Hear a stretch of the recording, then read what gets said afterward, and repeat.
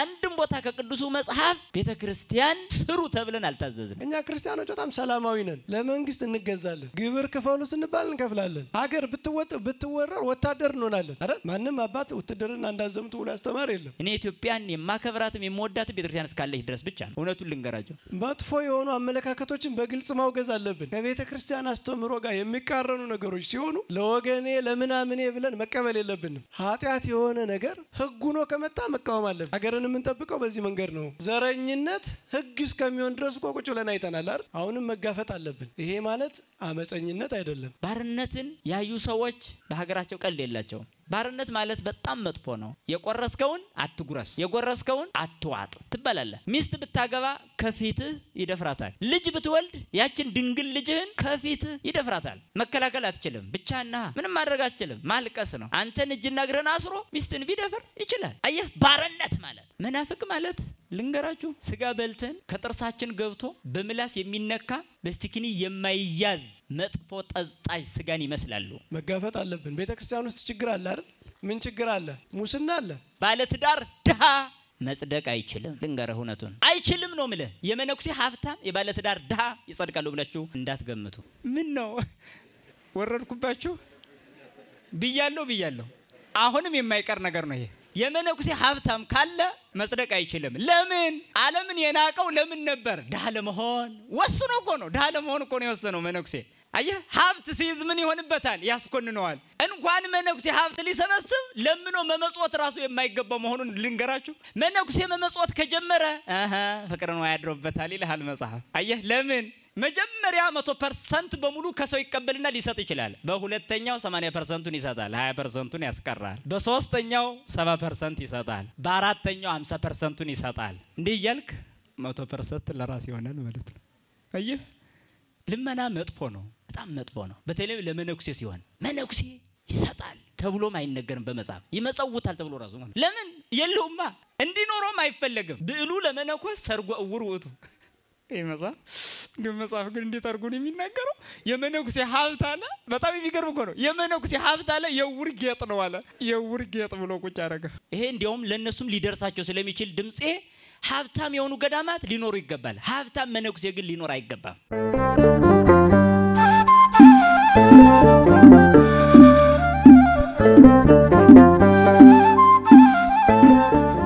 በመንፈሳዊ ሕይወታችን ለማደግና ሰይጣንን ድል ማድረግ ያቆልፉ መሳሪያችን ስጋ ወደሙ ከሆነ ታዲያ ምእመናን እንዴት ነው ችግሮችን በማጥበብና በስጋ ወደሙ ላይ የማያወላውል ግንዛቤ ይዘው ሕይወታቸውን ሊቀይሩ የሚገባው እንዴት ነው የጸና አቋም ይዘው ወጣ ገባ ሳይሉ ጸንተው በስጋ ወደሙ እስከ መጨረሻ የሚቆዩት የሚለውን መምራችን እንደምን ቆያችሁ ለመምራችንም ቃለ ሕይወት ያሰማልን እንግዲህ ለፍጥረት ሁሉ ተስፋ የሆነውን ዝናሙንም እያፈሰሰ እየሰጠ እንዲሁ ደግሞ ለነፍሳችን ሕይወት የሚሆነውን ቃሉንም እያሰማ ያለ እግዚአብሔር ነውና ክብር ምስጋና ይድረሰው ቅድም የቻልነውን ያክል እንግዲህ ምስጢረ ቁርባንን ለመግለጽ እየሞከርን ነበር ብዙ ነገር ይዛችሁ እንደሚሆን ተስፋ እናደርጋለን ምስጢረ ቁርባን ለሰው ልጅ የዘላለም ሕይወት መውረሻ ተደርጎ እስከተሰጠ ድረስ ማንንም ሰው ከዛ ርቆ ሕይወት ሊኖረው እንደማይችል ደምድመናል እኛ ሳንሆን ደግሞ መጽሐፉ ያለውን ማለት ነው እኛ ከታካሚዎቹ መካከል ነን አካሚዎቹ አይደለንም ባለ መድኃኒቱ ራሱ የነገረንን ነው እኛ እየሰጠን እያስተላለፍን ያለ ነው የሰው ልጅ ልብ ሊለው የሚገባው ነገር ግን በመጽሐፍት የተለካ ሕይወት መኖር መቻል አለበት የሚለው ነው በመጽሐፍት የሚለካ መጽሐፍት ያዛሉ ብሎ የሚኖር ማለት ነው እሱ ነው ትልቁ ጉዳይ ሐዋርያው ቅዱስ ጳውሎስ በሮሜ መልእክቱ ምዕራፍ 8 ቁጥር 5 ላይ እስመ ኩሎሙ ለግዘ ነፍስቶሙ ይገብሩ ዘዝንቱ ዓለም ይሄልዩ ስጋዊ ፈቃዳቸውን የሚፈጽሙ ሁሉ የዚህን ዓለም ሐሳብ ያስባሉ ይላል ስጋዊ ፍላጎታቸውን ብቻ የሚከተሉ ሰዎች የዚህን ዓለም ሐሳብ ያስባሉ። ወዘሰ ወእለሰ ዘመንፈስ ይሄልዩ ዘመንፈስ መንፈሳዊ ፍላጎታቸውን ለማሟላት የሚታገሉ ሰዎች ደግሞ ሁልጊዜ የሚያስቡት መንፈሳዊ ነገር ነው ይላል። ወህሊና ሁሰ ለነፍስትነ ሞተ ያመጽ ወህሊና ሁሰ ለመንፈስነ ሰላመ ወህይወተ ይሁበነ ስጋዊ ፈቃዳችን በእኛ ላይ ሞተ ነፍስን ያመጣብናል። መንፈሳዊ ፈቃዳችን ደግሞ ሰላምን፣ ህይወትን፣ መረጋጋትን ይሰጣናል።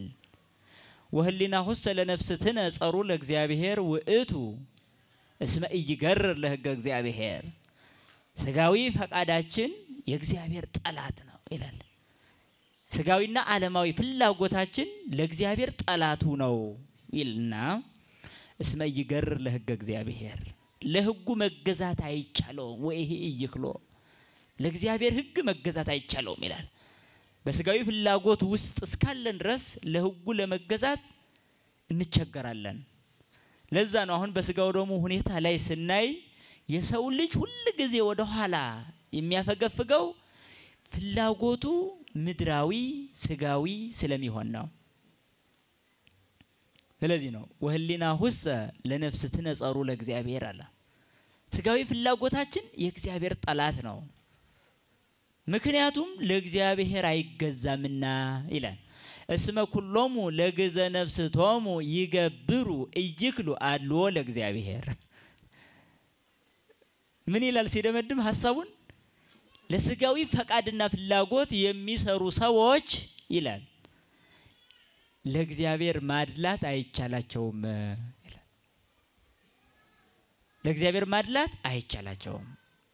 አሁን በትምህርቱም ስንማር የነበረው ውስጣዊ ማንነታችን ከፍ የሚልበትና ውስጣዊ ማንነታችን ደግሞ ዝቅ የሚልበት ሁኔታው ምንድነው የሚለው ነው።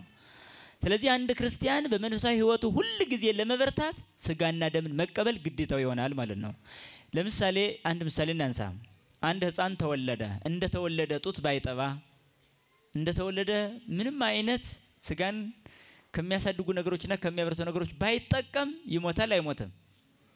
ሁላችሁም እስኪ እርግጠኛ ናችሁ? በምን እርግጠኛ ሆናችሁ?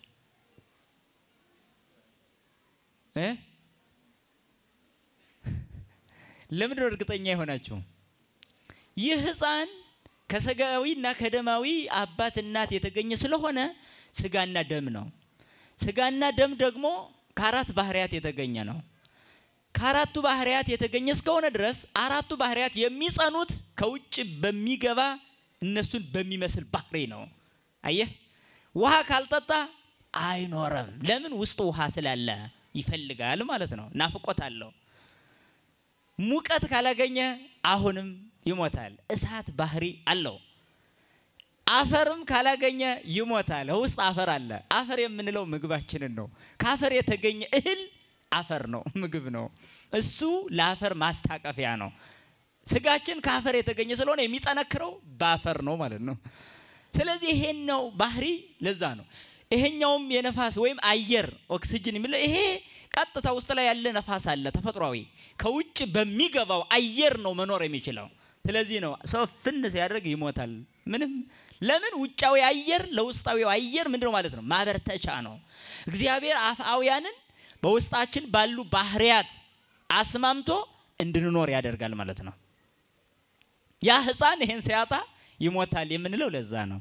አንድ ሰው ካልበላ ይሞታል የምንለው ለዛ ነው።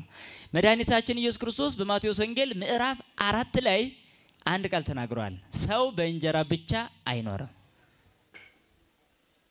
እስኪ ምን አለ? በእንጀራ አይኖርም ይላል አይልም። ምክንያቱም በእንጀራ ይኖራል። ሰው በእንጀራ ብቻ አይኖርም። ብቻ ትልቅ ትርጉም አላት። ዝም ብላ የተቀመጠች አይደለችም። ሰው በእንጀራ አይኖርም አላለም። ሰው በእንጀራ ብቻ አይኖርም ነው ያለው። አሁን ልብ በሉ። ሰው በእንጀራ አይኖርም ቢባል ኑሮ ብንበላም ባንበላም ችግር የለም ማለት ይቻል ነበር። አሁን ልብ ግን አላለም። ምን አለ? ከእግዚአብሔር አብ በሚወጣ ቃል ሁሉ እንጂ አለ። ጨመረና ብቻ አይኖርም አለና በእንጀራ ይኖራል ነው። ግን በእንጀራ ብቻ አይኖርም ነው። እንጀራ ስጋዊ አካሉን ያበረታለታል ነው። እክል ያጸና ኃይለ ሰብ መዝሙረኛው ዳዊት እህል የሰው አቅምን ያጠነክራል ይላል። ታዲያ ክርስቶስ በእንጀራ ብቻ አይኖርም ካለ በኋላ ከእግዚአብሔር አፍ በሚወጣ ቃል ሁሉ እንጂ ይላል። ህብስት መንፈሳዊ ያጸና ኃይለ ሰብ ይላል ሊቁ ቄርሎስ ደግሞ ይሄን መንፈሳዊ ምግብ የእግዚአብሔር ቃል ምንን ያጠነክራል አለ? ሰውን ውስጣዊ ኃይሉን ያጠነክራል አለ። አየህ ስጋዊ ምግብ ስጋዊ አካልህን ይጨምራል፣ ያፋፋል፣ ያጠነክራል፣ ያበረታል። ትምህርት ደግሞ አይምሮን፣ ልብን፣ መንፈስን፣ ስሜትን ያጠነክራል ማለት ነው። አየህ ሰው በስጋዊ አካሉ ምንም ቢያድግና ቢያምርበትም እንኳን ቁጡ፣ ንዱድ፣ ሐሰተኛ፣ ተንኮለኛ፣ ቂመኛ፣ ሸረኛ የሚሆነው ሌላ ምግብ ስላላገኘ ነው። የቃል እግዚአብሔር ረሃብ የጎዳው ይበዛል። የእህል ረሃብ ከጎዳው ሰው በሀገራችን። ስለዚህ በእንጀራ ብቻ አይኖርም። አዎ ትክክል ነው። በእንጀራ ግን ይኖራል። አዎ ስለዚህ ከእግዚአብሔር በሚወጣ ቃል ሁሉ እንጂ አለ። ታዲያ እንደዛ ካል ሰው ስጋዊ ምግብ ሁሌ ይመገባል። ስጋ ወደሙ ሲባል የማይመገበው ለምንድን ነው ካል ያለ ስጋ ወደሙ መኖር እንደማይችል ስላልገባው ነው የሚሆነው ማለት ነው። ራሱ ክርስቶስ ምን አለ? ከእግዚአብሔር አፍ በሚወጣ ቃል ሁሉ እንጂ ሲል አንደኛ ቃል እግዚአብሔር ትምህርቱን ነው በጆሮ ተመግበን የምንኖረው ነው። እህል በአፋችን እንደምንመገብ ትምህርቱን በጆሮአችን እንመገባለን። በአፍ የገባ ሆድ ላይ ያርፋል፣ የማያስፈልገው ዳር ይወጣል። ቃል ግን የማይጠቅም የእግዚአብሔር ቃል ስለሌለ በጆሮአችን ገብቶ በአይምሮአችን ሁሉ ጊዜ ሰርጾ ይኖራል። ያ ህይወት ይሆናል። ምድራዊ ምግብ የማይስማማን አለ። የእግዚአብሔር ቃል ግን የማይስማማን ሆኖ አያውቅም። በሚገባ ለተቀበሉት እንደ ምድራዊ ምግብ የሚሰለችም አይደለም። ደግሞ የሚፈልጥ የሚቆር ምናምን ብለን የምናዙ ጨጎራይ ነካኝ፣ ረበሸኝ፣ አልተስማማኝም የምትለው ምግብ አይደለም። አየህ ከእግዚአብሔር አፍ የሚወጣ ቃል ነው። መልካም። ሁለተኛ ከእግዚአብሔር አፍ የሚወጣ ቃል ሁሉ ነው። በዛ ሁሉ ነው ማለት የእግዚአብሔር አብ አካላዊ ቃሉ ወልድ ነውና ቃል ወልድን በስጋነቱ ተቀብሎ ህይወት ሲያደርግ ነው የሚኖረው ነው። እንጀራ ብቻ አይደለም መኖሪያው። ሰው በእንጀራ ብቻ መኖር የሚችል ቢሆን ኑሮ ዓለም በጣም እየበላ ነው ያለው። ግን መኖር እየቻለ አይደለም። በጣም እየበላ ነው። በጣም ልዩ የምግብ አይነት እየቀረበለት ይበላል። ግን እየኖረ ነው አይደለም። እየኖረ አይደለም። ስለዚህ ነው በስጋና በደም ላይ ያለንን ሁኔታ በክርስቶስ ስጋና ደም ላይ ያለንን አረዳድ ምስጢሩን ሙሉ ካልተረዳነው አንቀበልም የምንለው አይደለም።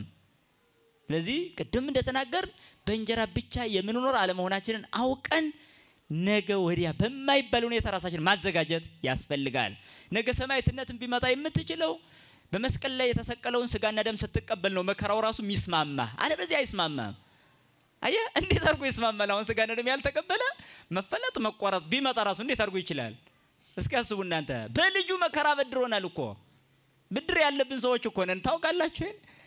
ብድሩ ደግሞ ገንዘብ እንዳይመስላችሁ፣ ብር፣ ወርቅ፣ እንቁ እንዳይመስላችሁ። ታዲያ መከራ ነው የተበደርነው። መክፈል ግዴታችን ነው። ኃጢአተኛ ላይከፍል ይበደራል ተብሏል። የምንከፍለው ይሄን ስንቀበል ነው።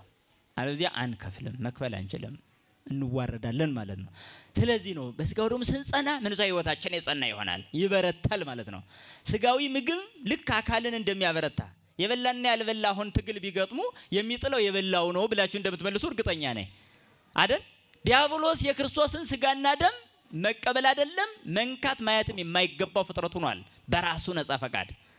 ዲያብሎስና እኛ ትግል እንገጥማለን። ስንገጥም እሱም ያልበላ እኛም ያልበላን ከሆነ እሱ በመንፈሳዊ ኃይል ጥንካሬ ስላለው መንፈስ ስለሆነ እኛ ደግሞ ኃይል የሆነውን ክርስቶስን በውስጣችን በስጋና ደም ያልተቀበልን እንወድቃለን ማለት ነው። አያችሁ? ክርስቶስን ልክ ስጋና ደሙ ስንቀበል ግን እሱን እንጥላለን። ትግል ላይ ነን ማለት ነው። አያችሁ? ሁሉ ጊዜ ጦር ሜዳ የሚኖር ሰው ትጥቆን አይፈታም። የኛ ደግሞ ትጥቃችን አንደኛው ቃል እግዚአብሔር ነው። ሁለተኛው በንስሐ ህይወት በመመላለስ ስጋና ደሙን መቀበል ነው። ትጥቅ ነው ይሄ። ይሄን ትጥቅ መያዝ ለትልቅ ለትንሽ ለሴት ለወንድ የሚባል አይደለም። ሁሉም ታዲያ በሴት አቅም አጋንንት ይሸነፉ ነበር? ስንቱን ቅዱሳት አንስት ስትመለከቱ ተውት ወንዱስ ጉልበት ኑሮት ጡንቻ ኑሮት ሆኖ ይሆናል ዲያብሎስን ያሸነፈው ብላችሁ ምክንያት ልትሰጡ ትችላለች። እንደ አንድ ደካማ ሴት እንዴት ነው አጋንንትን ያሸነፈች ብላችሁ ስታስቡ በክርስቶስ ኃይል ነው። ይሄ ነው የሚሆነው። ስለዚህ ጠንካራ መንፈሳዊ ህይወት ለመምራት ወሳኝ መድኃኒት ነው የምንናገረው ማለት ነው። ስለዚህ በስጋውና በደሙ ላይ ነግስ ሰለስት ማለት አያስፈልግም። ጌታ ሰነፎች ብሎ የጠራቸው እኮ እነዚህ ናቸው። ሰነፎች አላቸው። አያችሁ ሰነፎች ተብሎ ነው የተጠሩት። አይ ነገ ወዲያ ይቀበላሉ ሲሉ በሞት የተቀደሙ ማለት ነው። ሞትን መቅደም ሳንፈልግ የምንወጣበት ጊዜ ስላለ ፈልገን ነው መውጣት ከዚህ ዓለም ፍቅሩ ለዛ ዓለም ጸሩ ለእግዚአብሔር የዚህ ዓለም ወዳጅ የእግዚአብሔር ጠላት ነው ይላል ቅዱስ ዮሐንስ። ፍቅሩ እግዚእነት ዓለም የዚህ ዓለም ወዳጅ አለ የእግዚአብሔር ጠላት ነው አለ። እውነት እኮ ነው። ዓለምን የወደደ ሰው ወደ እግዚአብሔር የመቅረብ በጣም ይቸገራል። በጣም ማለት ነው። ይህ ነው አስሮ የሚይዘን። ስለዚህ ወደ ስጋውና ወደ ደሙ ለመቅረብ ምክንያት መደደር አያስፈልግም የሚለው በአጽንኦት ነው እየተናገርን ያለ ነው። በአጽንኦት በቃ የይምሰል ክርስትና አይሁን። ብዙ ብንዘክር ብዙ ብንመጸውት ብዙ አብያተ ክርስቲያናት ብናንጽም እንኳን ካልቆረብንበት አንድንም ህንጻ እንድንሰራ አልተላክንማ። በፍጹም አንድም ቦታ ከቅዱሱ መጽሐፍ ቤተ ክርስቲያን ስሩ ተብለን አልታዘዝንም። ይሄ እስካለን ድረስ መሰብሰቢያ እንዲሆን የምንሰራው መለያ ቤታችን ነው እንጂ የዘላለምን ህይወት የምንወርሰው ግን ህንጻ በመገንባት አይደለም። ይሄ ሊታወቅ ይገባል። በእንቁ በምን ልናሸበርቀው እንችላለን? ስጋው ደሙ እስካልተቀበል ድረስ ግን አንድንም። ይሄን 4 ነጥብ መያዝ አለበት ሰው። አያች ስለዚህ ዘላለማዊ የባህሪ ክብሩን በጸጋ ሊሰጠን ቃል የገባው አካሉን ስንቀበል ነው። ቤተክርስቲያን ሰርቶ ስጋው ደሙ ያልተቀበለ ሰው ምን ያደርጋል? ምን ሊያደርግ ይችላል? አያች ምንም እንኳን ለምክንያት ወደ ገሃነም የሚያወርድ ጥቂት ምግባር ጥቂት ክፋት ቢኖር እንኳን ይሄን እየቆረጠ የሚጥለው ይሄ ስጋና ደም ነው። ስጋውና ደሙን እና በተደጋጋሚ እንዲወራ የተፈለገው ለምንድን ነው? የብዙ ምእመናን ድክመቱ እዚህ ላይ ስለሆነ ነው። በቃ ይሄ ነው። ትዳሩ የሚናጋው በዚህ ዙሪያ ይሄ ስለጎደለ ነው። በስራ ቦታው ላይ እንዲህ ብዙ ዓለማዊ ጫናዎች አይምሮን እየሰለቡበት ያስቸገረው በዚህ ላይ ያለው ክፍተታችን ነው። ስለዚህ አሁን የመዳን ቀን ምንድነው ተብሎ የተጻፈው? ዛሬ ነው አይደለም፣ አሁን ነው የሚል ነው። ዛሬ ማለትማ 24 ሰዓት ነው። አሁን ማለት ግን አሁን እየሰማህ መወሰን ነው። አሁን የሚለው ጊዜ አይሰጥም በፍጹም። ዛሬ የሚለውን አይደለም የሚወክለው፣ አሁን ነው። የመዳን ቀን አሁን ነው ብሎ ነው የሚናገረው ቅዱስ መጽሐፍ። ስለዚህ ስጋውና ደሙን ለመቀበል ዝግጁ በመንፈሳዊ ህይወታችን ጠንካራ ለመሆን የሚያስፈልገው ይሄ ነው። ለስጋዊ አካል መብላት መጠጣት እንደሚያስፈልግ ለመንፈሳዊ አካላችን ለውስጣዊነታችንም ምግባችን ይሄ ነው። ስለዚህ ነው ልባችንን ጠብቁ የተባልንበትም ትልቁ ትምህርት እዚህ ጋር ነው የሚያርፈው። ሐዋርያው ቅዱስ ጴጥሮስም የተሰወረ የልብ ሰው ይሁንላችሁ ብሎ ነው የነገረን። የተሰወረ የልብ ሰው ይሁንላችሁ። የሚገርም ነው። ሰው ወደ ውስጥ ነው የሚገባው። ወደ ውስጡ ካልገባ መንግስተ ሰማያት አይገባም። ውስጣችን የመንግስተ ሰማያት መግቢያ ነው። ለዛ ነው አባቶቻችን ዝምታን የሚመርጡት በዝምታ ምክንያት ክፉ እንዳይናገሩ ብቻ አይደለም። በዝምታ የሚለጉሙት ራሳቸውን ክፉ ላለመናገር ብቻ ሳይሆን ወደ ውስጥ ለመግባትም ጭምር ነው። ሰው ዝም ባለ ቁጥር ህይወቱን ይመረምራል፣ ህይወቱን ይፈትሻል። ለዚህ ነው ሐዋርያው ቅዱስ ጳውሎስም በሃይማኖት ብትኖሩ ራሳችሁን መርምሩ፣ ራሳችሁን ፈትኑ ይላል። ራሳችሁን ፈትኑ። ስለዚህ ነው በሃይማኖት የሚኖር ሰው ከስጋው ደሙ ከራቀ ህፃኑ ይሞታል እንዳላችሁ ይሄም ሰውዬ ሙቷል። ስለዚህ አሁን ብዙዎቻችን ከተቀበልን ስንት ዓመታችን? አንዳንዶች በ40 በ80 ቀን የተውን፣ አንዳንዶች በህፃንነታችን ወላጆቻችን ሲያቀብሉን የተውን፣ አንዳንዶች ፍልሰታን መርጠን የተውን። ከዚህ በኋላ በቃ ወጣት ነኝ ከዚህ በኋላ አልበላም ብለን የተውን፣ ስጋና ደሙ አንቀበል ብለን የተውን ነን ብዙዎቻችን። እመቤታችን ለመውደድ ስጋው ደሙ መቀበል ያስፈልጋል። ለዚህ ነው ቅዱስ ሕርያቆስም ኦ ማርያም በእንተ ዝናፈቅረኪ ወነአብየኪ እስመ ወለድኪ ለነ መብልዐ ጽድቅ ዘበአማን ወዘተ ወዘበአማን ብሎ ነው የሚቀሽረው። ድንግል ሆይ ማርያም ሆይ ስለዚህ እንወድሻለን፣ ከፍ እናድርግሻለን። ለምንድን ነው የወደዳችሁኝ? ትይን እንደሆነ እውነተኛ መብልን እውነተኛ መጠጥን ወልደሽልናልና ይላል መልሱ። አሁን ቤታችን ወዳለው ቤት ሲጋው ደግሞ የማይቀበል ሰው ውሸት ሊሆንበት ይችላል። አያችሁ እስኪ እናቶች ጥሩ ማዕድ አዘጋጅታችሁ እንግዳ ሁኜ መጥቼ አልበላም ብል እንደራበኝ ግን ብታውቁ አይከፋችሁም? ግልጽ ነው ይሄ። ስለዚህ መልካሙን ማዕድ መቀበል መቅረብ በጣም ያስፈልጋል የሚለው ነው። በዚህ ነው መጠንከር የምንችለው ለማለት ለመደጋገም ለማጽናት ነው ወገኖቼ። ለመምራችን ቃለ ሕይወትን ያሰማልን፣ ቃለ ሕይወትን ያሰማልን። ከዚህ በበለጠ ቅድስት ቤተክርስቲያናችንን እንዲያገለግሉ እግዚአብሔር አምላክ እድሜን ጸጋን ያድልልን። እኛም በተማርነው ቃል ምግባር እንድንሰራ እግዚአብሔር በቸርነቱ ሁላችንን ይርዳን። ወደ ሁለተኛው አልፋለሁ። በመጀመሪያው ጥያቄ ላይ የሚጨምሩትም ካለ በዛው አያይዞ መምራችን መምህር በረከት የሚያነሱልን ቅበተ እምነት ነው። በሃይማኖት በመጽናት ቅድስት ቤተክርስቲያንንና ሀገርን እንዴት መጠበቅ ይቻላል? ሁለቱን አስማምቶ እንዴት ማስኬድ ይቻላል የሚለውን መምራችን የቀድሙን ላይ የሚጨምሩት ካለ አያይዘው በዛ ቃለ ሕይወት ያሰማልን። እንደው መምህራችን ደጋግመው በጣም እስኪ ሰርጸን ድረስ ነግረውናል። እኔ እንደው አንድ ነገር መጨመር የምፈልገው በዚህ ዘመን በተለይ ኃጢአት በበዛበት ዘመን አእምሯችን በብዙ ሀሳብ በሚታወቅበት ዘመን በነፍስ በስጋችን በምንፈተንበት ዘመን ፈተና በየትኛውም ዘመን አለ።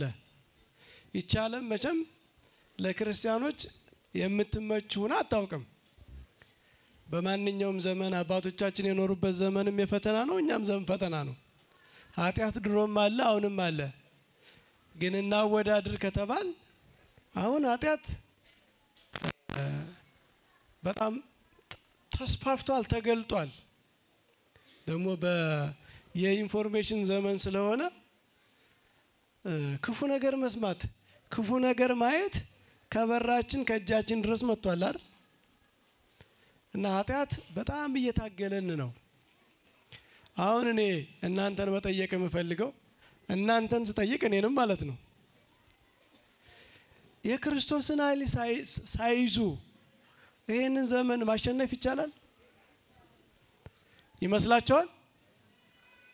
ያለ ክርስቶስ ኃይል በዚህ ዘመን ክብራችሁን ጠብቃችሁ ንጽህናችሁን ጠብቃችሁ እንደ ቅዱስ ጳውሎስ ተጋድሎዬን ተጋድያለሁ አሁን የክብር አክሊል ተዘጋጅቶልኛል ማለት ትችላላችሁ?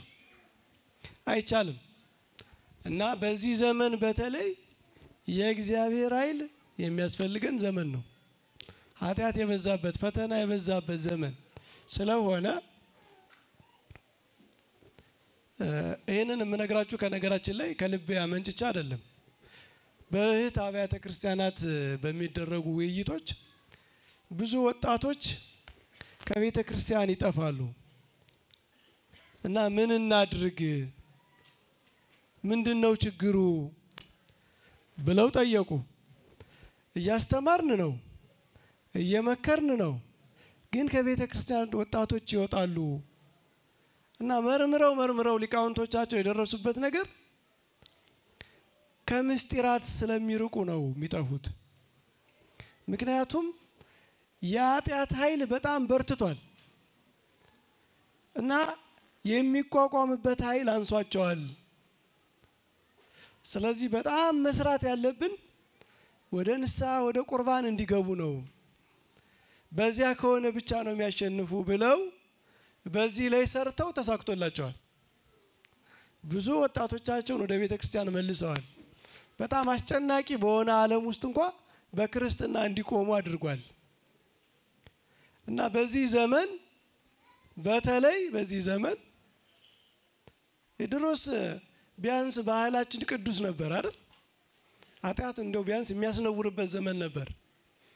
ሰው ኃጢአት ሰርቶ እንደ ልቡ ደረቱን ነፍቶ የሚሄድበት ዘመን አይደለም። ቢያንስ ማህበረሰቡ ይንቀዋል። አሁን ባህሉም እኮ ቆሽሿል አይደል?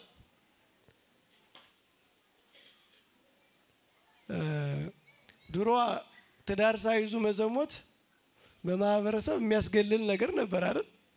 ተደብቆ ይደረግ እንደሆነ እንጂ አሁን እኮ በአደባባይ ማንም ምንም ቢያደርግ በቃ ኖርማል ነው አይደል?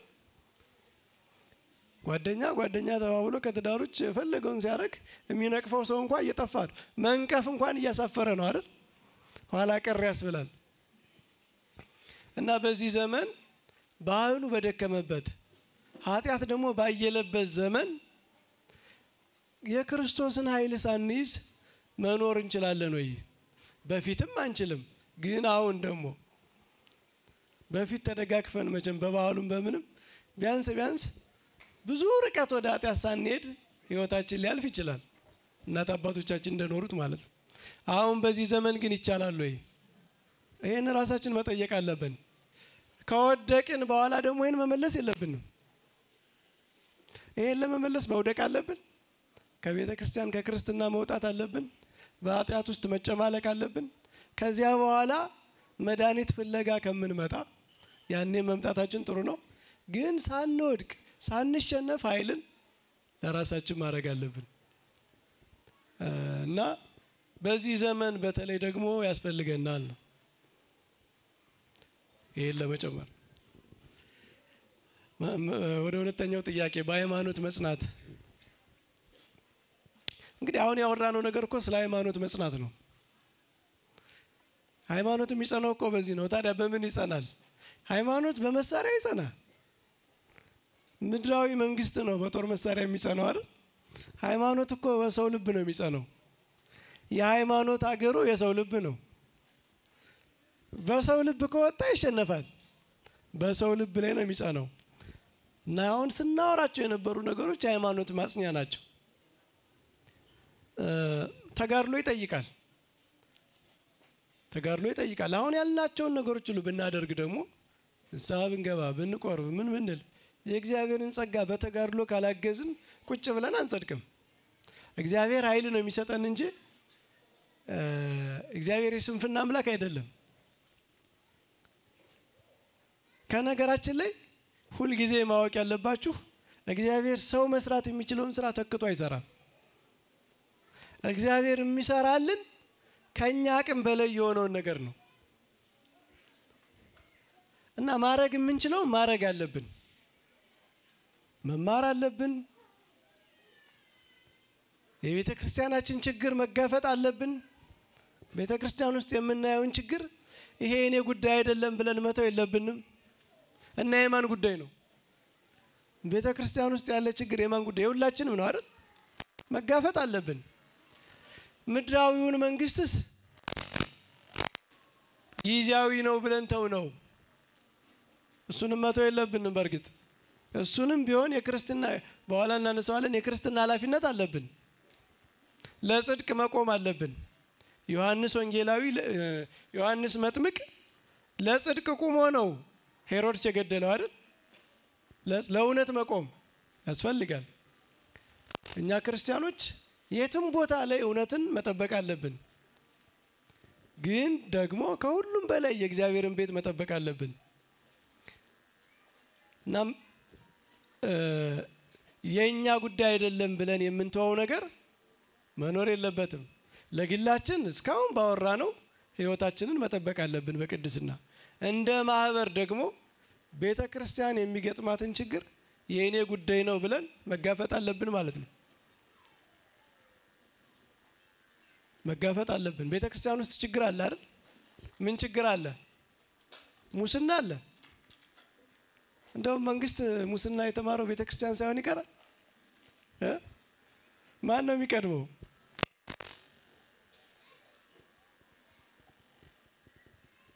በጣም ብዙ ሙስና አለ። ግን መድኃኒቱም ደግሞ እዛው ቤተ ክርስቲያን ውስጥ ነው ያለው። ከዚያ መውጫ መንገዱም ቤተ ክርስቲያን ውስጥ አለ አልኩ እንጂ ቤተ ክርስቲያን ሙስና እውነተኞቹ አባቶች እንደዛ አይደሉም። እውነተኞቹ ክርስቲያኖች የዚያ ተቃራኒ ናቸው። ግን ቤተ ክርስቲያን ብዙ ትዕግስት ስላላት ቤተ ክርስቲያን እንደሌለው ስለማትፈልጥ ስለማትቆርጥ ስለማታስር ቤተ ክርስቲያን ውስጥ ግን ብዙ መጥፎ ነገር የሚሰሩ ሰዎች አሉ። ግን እግዚአብሔር ይጠይቃል አይደል? እግዚአብሔር ይጠይቃል። እግዚአብሔር ሲመጣ ደግሞ በጣም አስቸጋሪ ነው። በልዑል እግዚአብሔር ፊት በልዑል እግዚአብሔር ፍርድ መያዝ በጣም ከባድ ነገር ነው። ሰው በእግዚአብሔር ፍርድ ውስጥ ሲሆን ሀዘኑ እንኳን ከባድ ነው የሚሆነው የሚደርስበት ነገር ማለት ነው። እግዚአብሔር ታግሶ ሲመጣ ከባድ ነው እና ሁሉም ፍርድ አለው። እኛ ግን እስከዚያ ድረስ መታገል አለብን። ለቤተ ክርስቲያናችን ሁለመና ችግሯ ሁሉ እንዲቀረፍ መታገል አለብን። ከቤተ ክርስቲያን ተነስተን ደግሞ ለሀገርም መትረፍ አለብን። ለምን ቤተ ክርስቲያን ራሱ ለማገልገል እኮ ሀገር መኖር አለበት አይደል? በነገራችን ላይ ቤተ ክርስቲያን ስለ መንግስት ያላት አመለካከት በጣም ግልጽ ነው። ቅድም አባታችን ምን አሉ? ስልጣንን አናወግዝም፣ ከስልጣን ጀርባ ያለ መጥፎ ነገርን ግን እናወግዛለን። እኛ ክርስቲያኖች በጣም ሰላማዊ ነን። ለመንግስት እንገዛለን። ግብር ክፈሉ ስንባል እንከፍላለን። ሀገር ብትወረር ወታደር እንሆናለን አይደል? ማንም አባት ውትድርና እንዳዘምቱ ብሎ ያስተማር የለም። ለምን? ሀገርን መጠበቅ ግዴታ ስለሆነ ማለት ነው። ግን ሀገርን ለሀገር እንደምንከፍለው ሁሉ ወታደር ሆነን ሀገርን እንደምንጠብቀው ግብር ከፍለን ሀገርን እንደምናገለግለው ሁሉ መብታችንንም መጠበቅ አለብን፣ መጠየቅ አለብን ማለት ነው።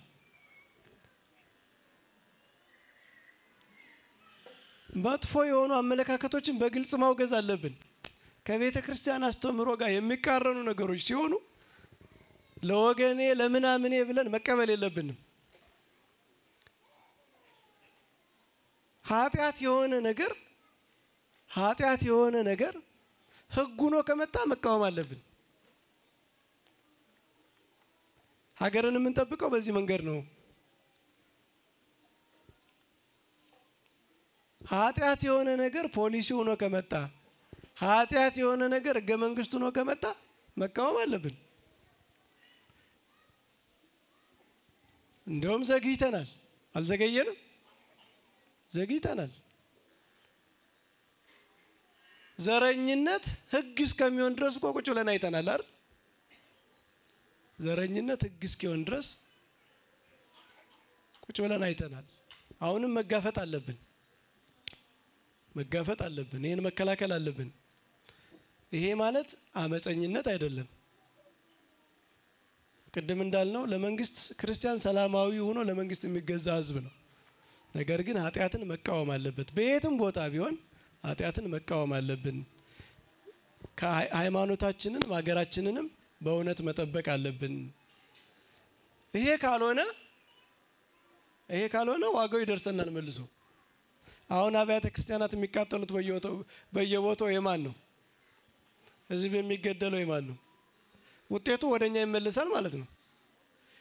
ለመከላከል ለማስተካከል ካልጣርን በእውነት ማለት ነው ቤተ ክርስቲያን የምንም የፖለቲካ ፓርቲ ደጋፊውን አታውቅም፣ መሆንም የለባትም። በነገራችን ላይ ቤተ ክርስቲያን የምንም አይነት የፖለቲካ አስተሳሰብ ደጋፊ መሆን የለባትም። ለምን? ሰማያዊት መንግስት ነች። ሰማያዊ መንግስትና ምድራዊ መንግስት ይረዳዳ ካልሆነ አንድ ሊሆን አይችልም። የቤተ ክርስቲያን ሕገ መንግስት አላት፣ ወንጌል ነው። መንግስት አላት፣ ሰማያዊ መንግስት ነው። ግን ጽድቅንና ኃጢአትን ትለያለች። የትም ቦታ ይገኝ ኃጢአትን ኃጢአት ነው፣ ውሸትን ውሸት ነው፣ ክፋትን ክፋት ነው ማለት አለባት። ይህንን እንዲስተካከል መጋፈጥ አለባት። ይህንን ካላደረግን በኋላ ምንድነው ዘግይተን ገፈቱን እንቀምሳለን ማለት ነው። ችግሩን እንጋፈጣለን ማለት ነው። እና ይህንን ማድረግ አለብን ለማለት ነው። እግዚአብሔር ይስጥልኝ። እሺ፣ ለመምራችን ቃለ ሕይወትን ያሰማልን። አሜን። እግዚአብሔር አምላክ በቸርነቱ ሰፊ አገልግሎት ዘመንን ከጤና ጋር ያድልልን። የሚቀረን አንድ ጥያቄ ነው። በዚህ በሁለተኛው ጥያቄ ላይ መምራችን የሚጨምሩት እንዳለ ሆኖ ሶስተኛውንም በዛው አያይዘው ይመልሱልናል። አሁን ባለው በአሁን ሰዓት በአገራችን እየሆነ ባለው ጉዳይ ምክንያት አጠቃላይ ማህበረሰቡ ከፍተኛ ጭንቀት፣ የኢኮኖሚ ጫና እንዲሁም ኑሮአቸውን መግፋት ያቃታቸው ብዙ ምእመናን ሁላችንም ማለት ይቻላል ልጆች ማስተማር የጓዳይ ሚስጥር ከሚወጣ ብለው ደግሞ ችግራቸውን አምቀው በችግር ውስጥ የሚገኙ ብዙ ምእመናን አሉ። በዚህም የተጨነቁ የመንፈስ ጭንቀት ያለባቸው ብዙ አሉና ከእንደዚህ አይነት ውስብስብ ነገር ውስጥ ለመውጣት ምን መደረግ አለበት? በምን አቅጣጫ ቢታሰብ ከምእመናኑስ ምን ይጠበቃል? በአጠቃላይ የሚለውን የቅድሙንም አያይዘው እንዲመልሱ መምህር ጋብዛል። እሺ ለመምህራችን ቃለ ሕይወት ያሰማልን። አላችሁ ግን እኛ ብቻችን ምናወራ እንደው ስንሆን ይጨንቀናል። አለን በሉ እስኪ። በጣም ጥሩ ደስ ነው የሚለን መኖራችሁን ስንሰማ። አንዳንድ ጊዜ ሰው እዚህ ቁጭ ይልና ልቡ ያወዛው ቤቱ ሄዶ ይንጎዳጎዳል። ማታ ምንድነው የምበላው ምንድነው እንዴት ነው ይሄ ሰው እንግዲህ ህሊናው እረፍት እንደሌለው ያሳያል። አንድ ወጣት በህሊናው የሚፈተን ወጣት ነውና አባ እንጦንስን ሄዶ ጠየቃቸው። ምንድነው የጠየቀ? አባቴ ህሊናዬ በጣም ወዲያ ወዲህ ይላል ሊያርፍልኝ አልቻለም ምን ላድርግ ብሎ ጠየቃቸው። ህሊና በጣም ክፉ ነው። ያዝን ስንል ሁሉ አምልጦ ነው የምናገኘው። በኋላ ምን እንደተባለ እንኳን ሳንሰማ እንጠብቃለን ማለት ነው። እና አባ እንጦንስ ምን አሉ? ውርንጭላው የትም ደርሶ ይመለሳል አህያይቱን እሰራት አሉ። ምን ማለት ነው? የሰውን ህሊና በውርንጭላ ነው የመሰሉት። የውርንጭላ ድካም ሲባል ሰምታችኋል? ሰምታችሁ አታውቁም? ይሄ በሀገራችን አባባል የውርንጭላ ድካም ይባላል። ምን ማለት ነው? እንደተወለደች መሮጥ ስለምትጀምር እናቷ ተጭና ገበያ ስትሄድ እሷም ገበያ ደርሳ ነው የምትመለስ። ጥጃ ከሆነች ግን ታስራ ነው የምትቀር ወደ በረሃ ሲሄዱ ሁሉ። ግልገልም በተመሳሳይ ጥጃ ውርንጭላ ግን ታስራ አታውቅም። እርግጥ በገጠሩ ማህበረሰብ ነው በሰፊው የሚታወቀው። እናቲቱ ተጭና ስትሄድ ወደፊት ነው ቀድማ የምትሄደው። እናቷ ገና ስለሆነች ግን ተመልሳ ትመጣለች። አህያይቱን አስረን ውርንጭላይቱ መቆም አትችልም። ትሄድና ገደል ላይ ብቅ ትሄድና የሆነ ቦታ ከዛ በኋላ ተመልሳ እናቷ አቅፍ ትገኛለች። ታዲያ ይህ አባት ምን አሉ? ውርንጭላይቱ የትም ደርሳ ትመጣለች አህያይቱን እሰራት። ምን ማለት ነው? ሁሌም ተኝተንም ተነስተንም ቁጭ ብለንም ምን መንገድ ላይም ህሊና ሊባክን ይችላል። ግን ያን ህሊና ተከትሎ እንዳይሄድ አካላችን ተግባራዊ እንዳያደርግ ያሰብነውን መጠበቅ ነው አካላችንን ነው። ለዛ ነው ህሊና የትም ደርሶ ሊመለስ ይችላል። በሌላም እንዲህ ብለው መልሰዋል ይህ አባት። አንድ ህሊና የሚያስቸግረው ሰው መጥቶ እንዲሁ ህሊናዬ እንዲሁ አስቸገረኝ ሲል እስኪ እስትንፋስ ሳታስወጣ ሳታስገባ ኑር አሉት። አልችልም አለ። በቃ ህሊናም እንደዛ ነው። የሚወጣው ይውጣ የሚገባው ይግባ አንተ ዝም በል። አንተ ዝም በል። የሚወጣው ህሊና ይወጣል የሚገባው ደግሞ ይገባል። አንዱ ይመጣል አንዱ ይሄዳል። ዝም ብሎ ድግስ ቤት ነው እኮ የሚመስል የኛ ውስጣችን። አንዱ ህሊና መጥቶ ይገባል በልቶ ይሄዳል። አንዱ ይመጣል አንዱ እንዲህ ነው የምንኖረው። ሆኖም ግን በጸጸት መኖር ራስን መውቀስ ጥሩ ነው። እንግዲህ ሀገርና ቤተክርስቲያን በተመለከተ ብዙ ሰው ግንዛቤው አናሳ ነው። አንዳንድ ጊዜ ቤተክርስቲያን ካለችኝ ምን ሀገር ምን ታረግልኛለች ብሎ ያስባል። አንዳንዱ ደግሞ የሀገር ጉዳይ ነው እንጂ ቤተክርስቲያን ምን ብሎ ያስባል። አይደለም። ስጋችን የከበረውን ያህል ሀገራችን የከበረች ናት። ነፍሳችን የከበረችውን ያህል ቤተክርስቲያናችን በጣም የከበረች ናት። ሰው ነፍስና ስጋ ሆኖ አይደል የሚኖረው? ቤተክርስቲያንም ከሀገር ጋር ያላት ውህደት በዚሁ መስመር የሚታይ ነው። ለምሳሌ አሁን እዚህ የተቀመጥነው መሬት ላይ ነው። ይህ መሬት የሀገሪቱ ክፍል ነው። ሀገር ባይኖረን መሰብሰብ አንችልም። ቤተክርስቲያን መስራት አንችልም። አያችሁ? ስጋ ባይኖር መጠመቅ አንችልም። ስጋው ደግሞ መቀበልም አንችልም። ስጋ ለነፍስ ምን ያህል እንደተጠቀመ እናውቃለን አይደል? ምክንያቱም በስጋችን በሰገድነው ስግደት ነው ነፍሳችን የምትጠቀመው። በስጋችን በምንጾመው ጾም ነው ነፍሳችን የምትጠቀመው። በስጋችን በተጠመቅነው ጥምቀት ነው ነፍሳችን የምትወለደው አይደል? ስለዚህ በቅዱስ እጁ የፈጠረው ስጋችን በጣም ክቡር እንደሆነ ሁሉ ቤተክርስቲያናችን የምትኖርባት ሀገርም የከበረች ናት። እኔ ኢትዮጵያን የማከብራትም የምወዳት ቤተክርስቲያን እስካለች ድረስ ብቻ ነው። እውነቱን ልንገራችሁ ስጋዬን የምንከባከበው ነፍሴ እስካለች አይደል? ነፍስ ከሌለችማ በድን እኮ ነኝ፣ በድን ነኝ። ትገንዙኛላችሁ። አይኔንም ጭፍን አፍንጫዬንም ዝግት አፍያንም ይሄ የሚለፈልፈው ምላስ ምን አይባል የለም። ማን እስካለች ነው? ይሄ ሁሉ ነፍስ እስካለች ነው። ተመልከቱ ነፍሴ ከወጣች ስጋዬ ወደ መቃብር ነው። ጨረስነ። አንዲት ሀገር ወይም ዓለምን ብላችሁ መጥራት ትችላላችሁ። የእግዚአብሔርን የመንግስቱን ህግ ወንጌል ተቀብላ ዓለምን ልታድን የተሾመች ቤተክርስቲያን እስካለች ነው ዓለምም የምትድነው የምትኖረው እንጂ ቤተክርስቲያን እስከሌለች ድረስ ዓለምን በሉ ሀገር እንዲሁ ሙት ናት፣ በድን ናት ማለት ነው። በድን ላይ ደግሞ መኖር አይቻልም፣ ይሸታል። በቃ እናቴ ናት ብሎ በድኗን ተሸክሞ የሚኖር ሰው አለ? ሚስቴ ናት ብሎ በድኗን አቅፎ የሚኖር ሰው አለ? የለም። ሕያው ከሙት ጋር ምን አገናኘው? ሀገራችን ሕያው የምትሆነው ቤተክርስቲያን እስካለች ድረስ ነው። ለሌሎቹ ሕያው ልትባል ትችል ይሆናል። እኛ ለምናምነው መንፈሳዊ ጉዟችንን የምናራምድባት ቤተክርስቲያን የምትተከለው የምትሰራው የምንሰበሰበው እዚሁ ከሆነ ሀገር ምን ያህል ትልቅ ክብር እንደሚገባው ማወቅ ያስፈልጋል። ስለዚህ ቤተክርስቲያንን የምንወደውን ያህል ሀገራችንን እንድንወድ እንገደዳለን ማለት ነው። ለምን አየር ላይ ቤተክርስቲያን አይሰራም? አየር ላይ ጉባኤ መሰብሰብ አንችልም። ወንጌል አይሰበከም። ክርስቶስ እኮ የመጣው እኮ ወደ መሬት ነው። ስለዚህ ሀገር ማለት መሬት ነው።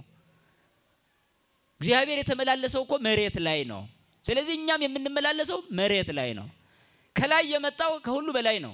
እኛም ከስላሴ የተወለድን ከሁሉ በላይ ብንሆንም በዚህ እግዚአብሔር በፈጠረው መሬት ላይ ግን ስልጣን አለን። እኛም ስልጣናችን ይሄ ግን ዘላለማዊ አይደለም፣ የመኖር ጊዜያዊ መቆያችን መሆኑን እናምናለን። ጊዜያዊ መቆያችንን ግን እንዲነሱን ግን አንፈልግም። እግዚአብሔርን የምናከብረው እዚሁ ነን ነው፣ የምናመልከው እዚሁ ነን ነው። መንፈሳዊ የነገ ዘላለማዊ ህይወትን የምንሰራው እዚሁ ነን ነው፣ የምናተርፈው እዚሁ ነን ነው። እንዴ ማትረፍ ፈልጋለሁ ግን ገበያ ያስፈልግም ማለት ይቻላል እንዴ? አንድ ሰው እሺ ነጋዴ ነው እንበል፣ እሺ ማትረፍ ይፈልጋል፣ እሺ ገበያ አልፈልግም እንደ ማለት ነው። እኔ ክርስቲያን ነኝ መንፈሳዊ ነኝ ሀገር አያስፈልገኝም ካለ በየት ሆኖ ነው እያተረፈ ያለው? መጽውተ ከሆነ የምትድነው ይሄው ደሃው ያለው መሬት ላይ ነው። አስራት ከፍለ ከሆነ የምትድነው ካህናቱ ያሉት መሬት ላይ ነው። ስጋው ደግሞ ተቀብለ ከሆነ የምትድነው ክርስቶስ ወደ መሬት መጥቷል። ስለዚህ ሀገር ማለት ቤተክርስቲያንን እንደ ቤተክርስቲያንነቷ እንድናከብርና እንድናገለግል የተሰጠን መኖሪያ ነው ማለት ነው። አየር ላይ ነዋሪዎች አይደለንም። ለዛ ነው አባቶቻችን ከቤተክርስቲያን ሳይለዩ ሀገራቸውን ሲጠብቁ የመጡት። ጠላት ከውጭም ሲመጣ ታግለው ታቦት ተሸክሞ እስከ መውጣት ይደርሱ የነበረው ማለት ነው። ለምን ሀገር ከወረሩ ቤተክርስቲያን መወረራቸው አይቀርም። ሀገር ከወረሩ እምነት ማጥፋታቸው የማይቀር ስለሆነ ማለት ነው። ለዛ ነው ቀድሞ ለሀገራቸው ሲቆሙ በሀገር ውስጥ እምነቱ ይጠበቃል። በሀገር ውስጥ ምን ይጠበቃል? ቤተክርስቲያን ትጠበቃለች። በሀገር ውስጥ ነፃነታችን ይከበራል ማለት ነው። በሀገር ውስጥ መብታችን አይነፈግም። ለምን? ዜጎች ነን። እንደ ስጋ እኮ የዚች ሀገር ዜጎች ነን፣ እንደ መንፈስ የመንግስተ ሰማይ ዜጎች ነን። አያችሁ? ታዲያ እንደ ስጋ በዚች ዓለም ዜጎች ብንሆንም እንኳን ጊዜያዊ መሆኑን ግን እናውቃለን። ጊዜያዊ ይሁን እንጂ ጊዜያዊ ዜግነታችንን ግን ቀድመው ሊነሱን ግን አይገባም። ለዚህ ነው የምንከላከለው። ለዚህ ነው ሀገር ጠባቂነት የሚባለው ስሜት የሚመጣው ይሄ ነው። ስለዚህ ቤተክርስቲያንን ስንጠብቅ ሀገርንም በመጠበቅ ነው የሚለው መንፈስ በደንብ መረዳት ያስፈልጋል ሰው በጣም። ታዲያ ይሄንን የምንጠብቀው ግን አንደኛ የነፃነት ዋጋው ሲገባን ነው። የባርነት አስከፊነቱ ሲረዳን ነው። ባርነትን ያዩ ሰዎች በሀገራቸው ቀልድ የላቸውም። ባርነት ማለት በጣም መጥፎ ነው። የቆረስከውን አትጉረስ፣ የጎረስከውን አትዋጥ ትባላለህ። ሚስት ብታገባ ከፊትህ ይደፍራታል ሚስትህን። ልጅ ብትወልድ ያችን ድንግል ልጅህን ከፊትህ ይደፍራታል። መከላከል አትችልም። ብቻና ምንም ማድረግ አትችልም። ማልቀስ ነው። አንተን እጅና እግርን አስሮ ሚስትን ቢደፍር ይችላል። አየህ ባርነት ማለት ለዚህ ነው አባቶቻችን ሃይማኖታቸውን ከሚያስክድ ጠላት ጋራ ሲፋለሙ እግዚአብሔር ሆይ እርዳን ብለው በጸሎት በምህላ ይወጡት። ለምን? እግዚአብሔርም እንዳታመልክ ያደርጋል እኮ ታውቃለህ። ንብረት ይዘረፋል እኮ ክርስቲያን ከሆንክ ማተብ ካሰርክ ትባላለህ። እኔ ሳውቃቸዋል። ያን ጊዜ እኩሉ ጠንካራ ነው፣ እሺ በሰማዕትነት ይሞት። እኩሉ ግን ሙሉ ሊክድ ይችላል። ለምን? ሀብቴን ከማጣ ህንጻዬን ከማጣ አየው ሲያጠራቅም የኖረው አላ ገንዘቤን ከማጣ ልጆቼ ከሚሞቱብኝ እኔ ብክድ ይሻለኛል ማለት ይመጣል። ልጅህን ከፊት ያርድብሃል መድፈር ብቻ። ግን ከፍ ያለ ልጄ ከፊቴ ቢታረድ ለእግዚአብሔር መንግስት ነው የሚበቃው የሚል እምነትና አቋም ሳለን ይሁን አንወጣውም። ለዛ ነው የምንማረው ነገ የወለድናቸው ልጆች ሳይቀር ከፊታችን ሲታረዱ እንኳን በጀግንነት መቆም የሚችል ክርስቲያን ነው መፈጠር ያለበት። በልጁ ምክንያት ከክርስቶስ አይለይም። ምን ሆነ? ልጁ ሞተ። ወዴት ሄደ? ወደ እግዚአብሔር። ታዲያ ምን ያስክደዋል? ይሄ ምን ያሳዝነዋል? ይሄ ገሃነም አይውረድ እንጂ ሰማያት ሆኖ ወደ ገነት ቢገባ ምን ይከፋዋል? የወለደው ለገነት አልነበር? የወለደው ለመንግስት ሰማይ አልነበር? ታዲያ አየህ ልጅን ትወዳለህ አይደል? ከወደድከው በሰማይትነት እስኪሞት ድረስ እንኳን የሚያበቃ እምነት ማስታጠቅ አለብህ። እሱ ነው እና ሀገር ሲባል እንደቀላላትዩ ቤተክርስቲያን የሌለችባት ሀገር በድን ናት። አሁንም ማዋራው እንደዛ ነው። በድን ይሸታል። ለዛ ነው ሀገራችን አሁን ቤተክርስቲያንን አምዘግዝጋ ለመጣል ስትፈልግ እየሸተተች ሄደች። እየሸተተች ያቺ ኢትዮጵያ ሁሉ አልሆን እያለች ማለት ነው። ዘረኞች ምናምን ይበዙባታል። በጣም መጥላላት፣ ሰውን ከሰው መለየት፣ ማረድ፣ እንዲህ አይነት ስሜት ጭካኔ ይበዛል። እነዚህ ሾሆች የት በቀሉ? ከየት መጡ? ሾሃሜ ከላይ ይብቀልብ የተባለው እዚህ ሀገር ነበር። እነዚህ ሾሆች ከየት መጡ? አየህ ይሄንን አሁን ነው ሀገርን መጠበቅ የሚባለው። በኋላ ከተያዝክ በኋላ ማልቀስ ብቻ ነው መፍትሄ፣ ሌላ ምንም። እና ሀገር ቤተክርስቲያን የሚባሉት ተለይቶ የሚታዩ አይደሉም። ይሄ ነው ሀገር ውስጥ ነው ቤተክርስቲያን ያለችው። ከዛ ደግሞ እንዳለም በያሉበት ሀገራቸው ውስጥ ነው። ለዚህ ነው መንፈሳዊያን አባቶችም ያሉበትን ሀገር በጣም ይወዱና ያከብሩ የነበረው። አቡነ ሽኖዳ ታላቅ መንፈሳዊ አባት ናቸው። ግብጽን እንዴት እንደሚገልጹ ሳስብ በጣም ይደነቃል። በጣም ነው የሚወዱ። ይገርማል። ይህ ብቻ አይደለም። አባቶቻችን እና አቡነ ጴጥሮስ ስለዚህ ሀገር ተሰውተዋል። የሚገርም እኮ ነው። ይህ ግን ሰማዕትነት ተደርጎ ነው የተቆጠረላቸው። ለምን?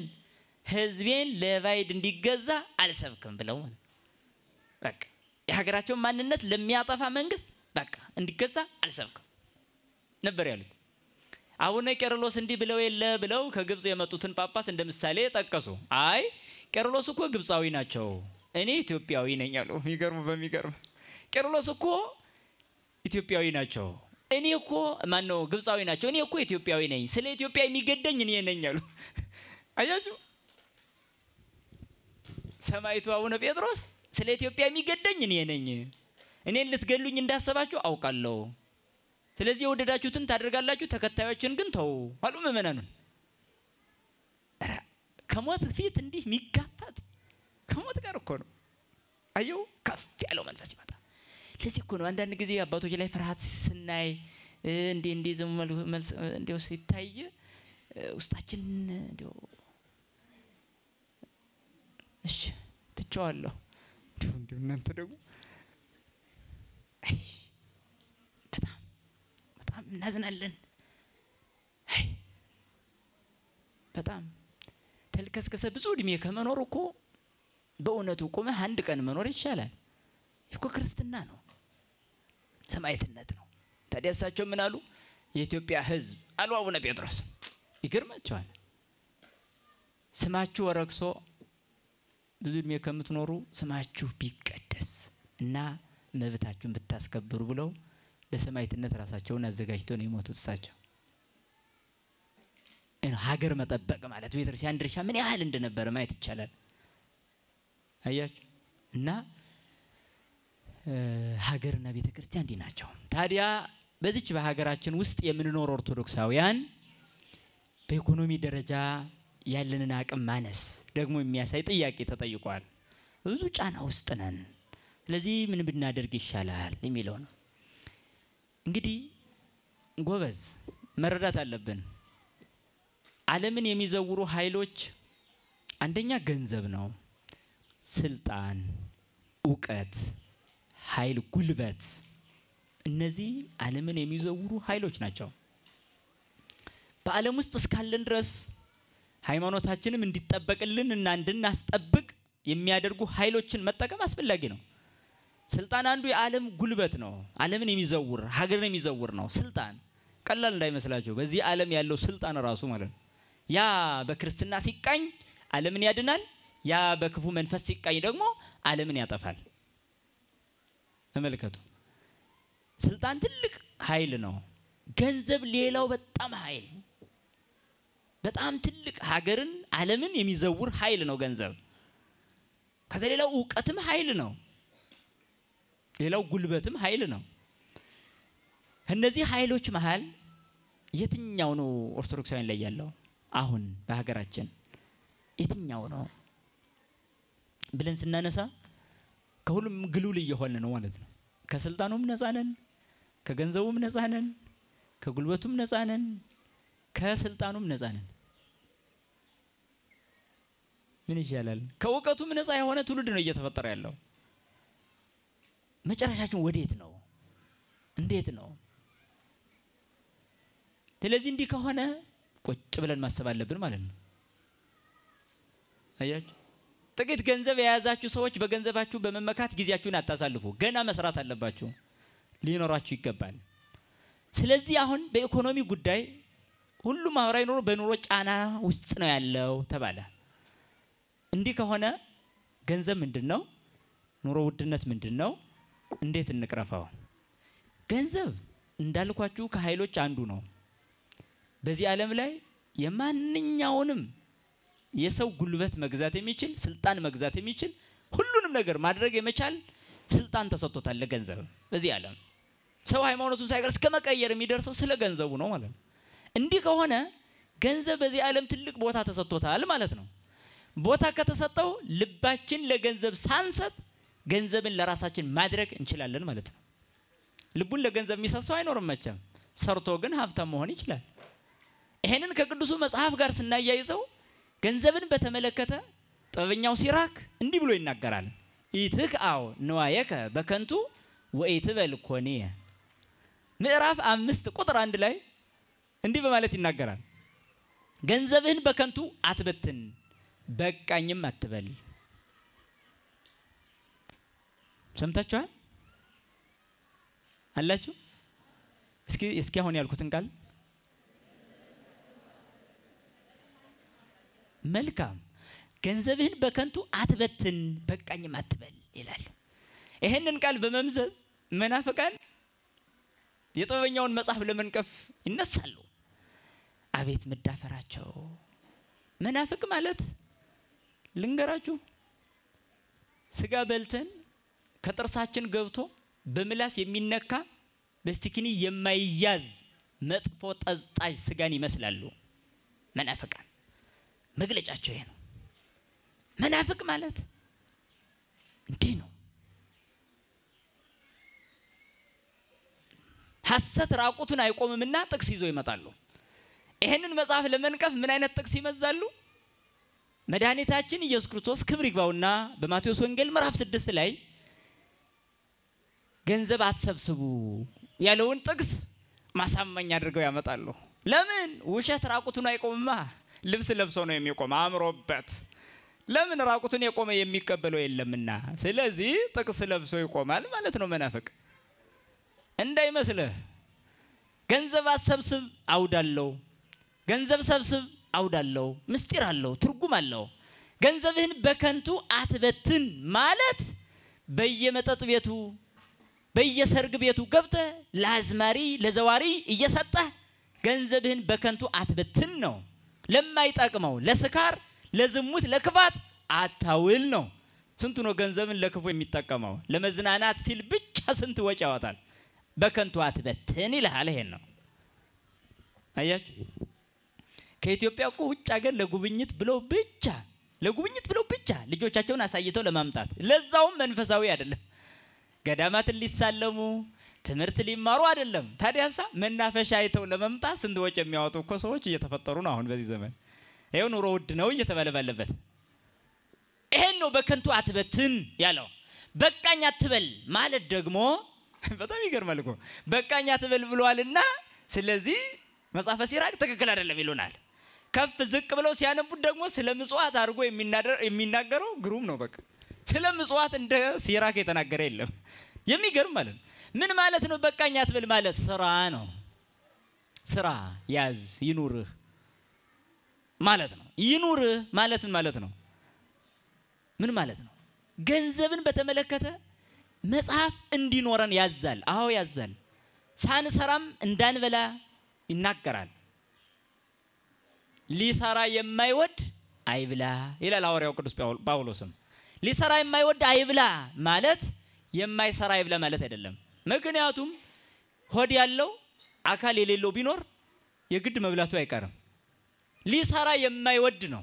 ዘኢይፈቅድ ይትቀነ ኢይሴሴ ሊሰራ የማይወድ አይብላ ነው። የማይሰራማ ሕፃንም ይበላል፣ ሽማግሌም ይበላል፣ በሽተኛም ይበላል፣ ግን አይሰራም። አየህ እጅግሩ የተቆረጠ አይኑ የፈረጠ ይበላል። መስራት ግን ላይችል ይችላል። ስራ ስለማይወድ ግን አይደለም፣ መስራት ስለማይችል ነው።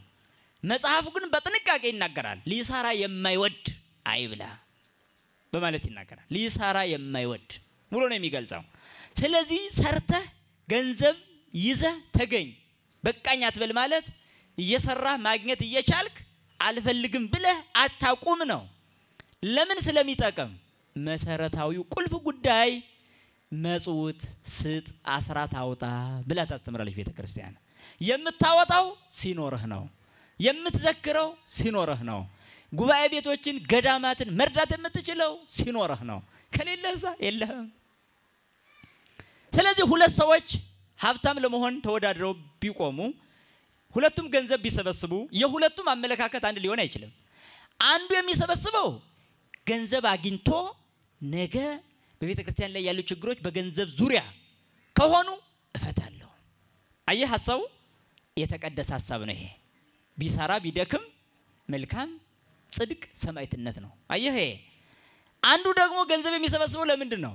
በአካባቢ በሀገሬ ታዋቂ ዝነኛ ተብዬ ጠራለሁ፣ ከደሃ ጋር ብጠላ ጉቦ ከፍዬ አሸንፋለሁ፣ የትኛውንም በቃ በገንዘቤ ማታለል ማሸነፍ እችላለሁ፣ እመካበታለሁ፣ ከዛስ ሰውን እጨቁንበታለሁ፣ ከዛስ እታበይበታለሁ፣ ሰው ሁሉ እንዲያከብረኝ እንዲፈራኝ እሆናለሁ ብሎ አስቦ ይሰራል።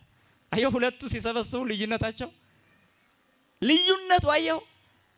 ስለዚህ ገንዘብ ሰርተህ አድገህ መገኘት የሚገባ ለየትኛው ሐሳብ ነው ካልክ እሰራበታለሁ ነው። ሆስፒታል ቢኖርህ ገንዘብ የሌላቸው ድሆች ካንተ በነፃ ይታከማሉ። አየህ አስበሃል። ትልቅ ድርጅት ቢኖርህ ያ ድርጅቱ ለቤተክርስቲያን የሚያደርገውን ሁሉ ሐሳብ ካሁኑ ጀምረህ ታስባለህ።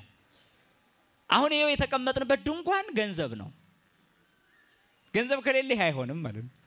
ይሄ ኦርቶዶክሳዊ ቢሆን ባለቤቱ በነፃ ሊሰጥ ይችላል። አየህ እንዲያውም ድጋፍ እንዳለው ሰምቻለሁ። ይሄ ነው ቅድስና ማለት፣ መቀደስ ማለት ነው። ገንዘብ መሰብሰብ በቃኝ አትበል ማለት ይሄን ልትሰራ ነው። ያንተ እንዲሆን አይደለም። ያ ገንዘቡ ያንተ አይደለም። አየህ ለጊዜው እግዚአብሔር ንብረቱን ባንተ ላይ አደራ ሰጠህ ማለት ነው። ሀብታም ሆንክ ማለት የራስህ እንደሆነ ከተሰማህ ግን በጣም ወራጅ አለ እዚህ ጋር። አየህ ወራጅ ሰብስበህ ያዝከው።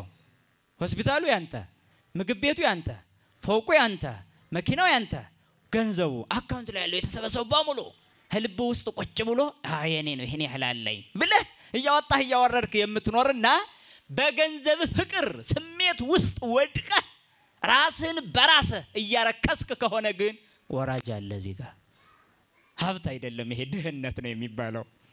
ከሚታበይ ሀብታም ትህትና ያለው ድሃ ይበልጣል። እንዳታስቡት ይሄ ከናንተ ይራቅ።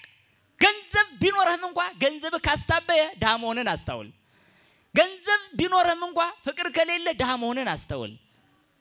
ድሃ መሆንን አስተውል። ለዛ ነው ሊቁ ዮሐንስ አፈወርቅም ሀብትን አንቃወምም በሀብት ጀርባ ያለውን ትዕቢት እናወግዛለን የሚልህ። አየህ ለምን ገንዘብ ያስታበያላ? አየው አፍአዊ መሆኑ ራሱ የማይረዳ ሰው አለ። ለዚህ ነው መዝሙረኛው ዳዊትም ይሰበስባሉ ለማን እንደሚሰበስቡ አያውቁም ይላል። ይሰበስባሉ ለማን እንደሚሰበስቡ አያውቁም። እውነት እኮ ነው። ከዛሳ ወደ መቃብር ይወርዳሉ አለ። ከዛሳ ለባይድ ይሆናል። ባይድ ማን ነው? አስቦ ሳይሰጥ ስለሄደ ላላሰበው ይሆናል። ሳይሰራበት ዘይቄቅ ለራሱ ይዘግብ ለባይድ። ጥበኛው ሲራክ ምን ይላል? ለራሱ የሚነፍግ ሰው ሰጥቶ ሊጸድቅ የነበረው ሰው ነፍጎ ምን ይሆናል አለ? ለሌላ ይሰበስባል፣ ለሌላ ትቶት ይሄዳል ይልሃል። የምትሰበስበው ልድንበት ነው። ገንዘብ የመዳኛ መንገድ መሆን ስለሚችል ነው። አስበሃል? ብዙ ጊዜ ቤተክርስቲያን ላይ ስጡ የማለት ትምህርት እንጂ ስሩ የማለት ትምህርት ብዙ አልተለመደም። ይሄ መለመድ መቻል አለበት። መስራት አለባችሁ። በስንፍናችሁ ምክንያት ድህነትን አትግዙ። ድህነት ላገባ ሰው ጽድቅ አይደለም። በፍጹም አውቆ ለመነነ ገንዘብን ለናቀ ደሃ ልሁን ብሎ ለወሰነ ድህነት ሀብት ነው፣ ጌጥ ነው። ደሃ መሆን ሳይፈልግ ትዳር ይዞ ልጅ እየወለደ የራሱ ፍላጎት፣ የሚስት ፍላጎት፣ የልጆች ፍላጎት ይሄንን ሳያሟላ ሲማቀቅ እግዚአብሔር ሲያማረር የሚኖር ባለ ትዳር ደሃ መጽደቅ አይችልም። ልንገርህ እውነቱን አይችልም ነው ማለት። የመነኩሴ ሀብታም የባለ ትዳር ደሃ ይጸድቃሉ ብላችሁ እንዳትገምቱ። ምን ነው ወረድኩባችሁ? ብያለሁ። አሁንም የማይቀር ነገር ነው ይሄ። የመነኩሴ ሀብታም ካለ መጽደቅ አይችልም። ለምን? ዓለምን የናቀው ለምን ነበር? ደሃ ለመሆን ወስኖ እኮ ነው። ደሃ ለመሆን እኮ ነው የወሰነው መነኩሴ። አየህ፣ ሀብት ሲይዝ ምን ይሆንበታል? ያስኮንነዋል። እንኳን መነኩሴ ሀብት ሊሰበስብ ለምኖ መመጽወት ራሱ የማይገባው መሆኑን ልንገራችሁ። መነኩሴ መመጽወት ከጀመረ ፍቅር ነው ያድሮበታል ይልሃል መጽሐፍ። አየህ፣ ለምን? መጀመሪያ 100% በሙሉ ከሰው ይቀበልና ሊሰጥ ይችላል። በሁለተኛው 80%ን ይሰጣል፣ 20%ን ያስቀራል። በሶስተኛው 70% ይሰጣል፣ በአራተኛው 50%ን ይሰጣል። እንዲህ እያልክ 100% ለራስ ይሆናል ማለት ነው። አየህ፣ ልመና መጥፎ ነው፣ በጣም መጥፎ ነው። በተለይ ለመነኩሴ ሲሆን መነኩሴ ይሰጣል ተብሎም አይነገርም በመጽሐፍ። ይመጸውታል ተብሎ ራሱ ማለት ለምን የለውማ እንዲኖርም አይፈልግም። ብዕሉ ለመነኮስ ሰርጎ እውር ውእቱ። መጽሐፍ ግን እንዴት አድርጎ ነው የሚናገረው? የመነኩሴ ሀብት አለ።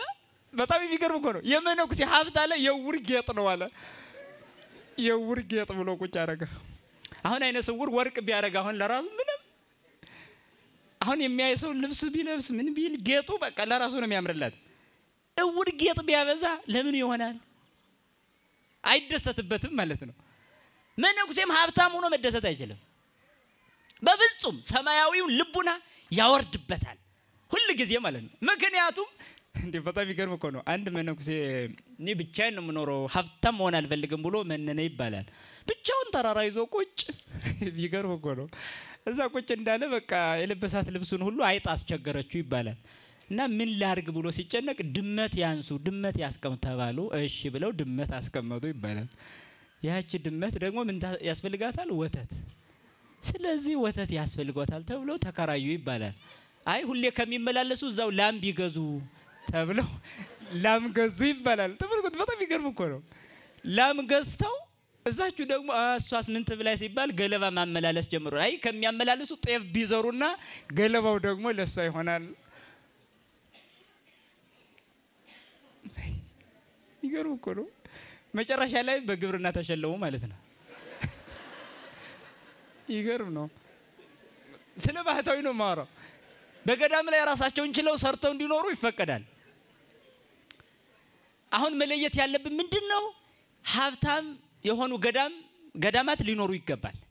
ሀብታም መነኩሴ ነው እንዳይኖር የምናገረው ነው። ይሄ እንዲያውም ለነሱም ሊደርሳቸው ስለሚችል ድምጼ ሀብታም የሆኑ ገዳማት ሊኖሩ ይገባል። ሀብታም መነኩሴ ግን ሊኖር አይገባም። ግልጽ ሊሆንልን ይገባል። የመነኩሴ ሀብት ለግሉ ከሆነ አይጠቅመውም ነው። የገዳሙ ሀብት ግን ይጠቅማል። ለምን? የደሃ ልጅ ያድግበታል። ለምን? መነኮሳቱ ከመለመን ይድናሉ። ሰማያዊ ማዕረግ ተሸክመው ከግለሰብ መጥተው እጅ መዘርጋት ውርደት ስለሆነ ከፍ ያለውን ይዘው እንዴት ተቃቀኑን ነገር ይለምናሉ። ስለዚህ ራሳቸው ሰርተው መኖር የሚችሉ ናቸው፣ ተፈቅዶላቸዋል እዛው ገዳማቸው። በግሉ ሀብታም መነኩሴ ግን ሊኖር አይገባም የሚለው መሰረታዊ ሐሳባችን መሆን አለበት።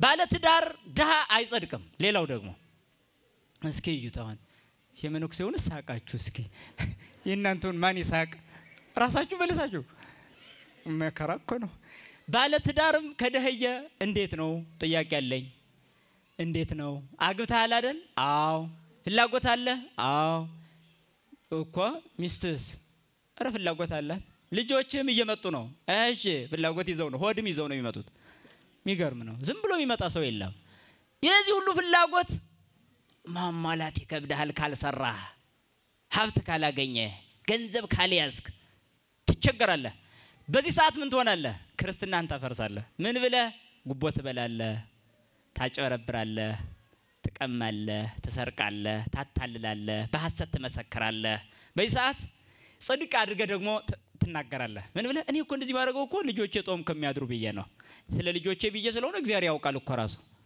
አየህ በጽድቅ ሸፈንከው ኃጢአትን ጽድቅ አስመስለህ ማለት ነው የለም መጽሐፌን አይለንም እግዚኦ መኑ ያሐድር ውስተ ጸላሎትከ ወመኑ ያጸልል ውስተ ደብረ መቅደስከ ዘንጹ ልቡ ወንጹ ደይሁ ወዘይሐውር ጽድቅ ወዘይነብብ ጽድቅ በልቡ ወዘይገብረ እኩየ ዲበቢጹ ወዘያጻለ አዝማዲሁ ወዘምኑን በቀድሜሁ እኩይ ዘያፈርሆም ዘያከብሮም ለፈራሃነ እግዚአብሔር ዘይምህል ለቢጹ ወይሄሱ ወዘይለቃህ ወርቆ በረዴ ወዘይነሳ ህሊያለ በላይ ለቢጹ ወዘይምህል ለቢጹ ወይሄሱ ዘይገብር ከመዝ እይታወክ ለዓለም ይሄን ያለን መጽሐፍ ምን አለ አቤቱ በመንግስተ ሰማይ የሚኖር ማን ነው ወደ መመስገኛስ ቦታ የሚገባ ማን ነው ብሎ ይጠይቃል ነብይ ተሰጥቶ መንፈስ ቅዱስ ይመልስና በንጹህ የሚሄድ በንጹህ እጆቹም ንጹህ የሆኑ በልቡም እውነትን የሚናገር ይላል በልቡም እውነትን የሚናገር ልብ በሉ በሽንገላ የማይናገር እውነትን የሚናገር ምሎ የማይከዳ እግዚአብሔርን የሚፈሩትን የሚያከብር ባራጣ ገንዘቡን ያላበደረ ባራጣ ተመልከቱ ለባልንጀላው ምሎ ያልከዳ እንዲህ ያደረገሱ ሳይታወቅ በመንግስቴ ይኖራል ይላል ሁከተ ነፍስ ሳያገኘው ይኖራል ይላል ይሄን ያፈርሳል ለምን ደሃ በመሆኑ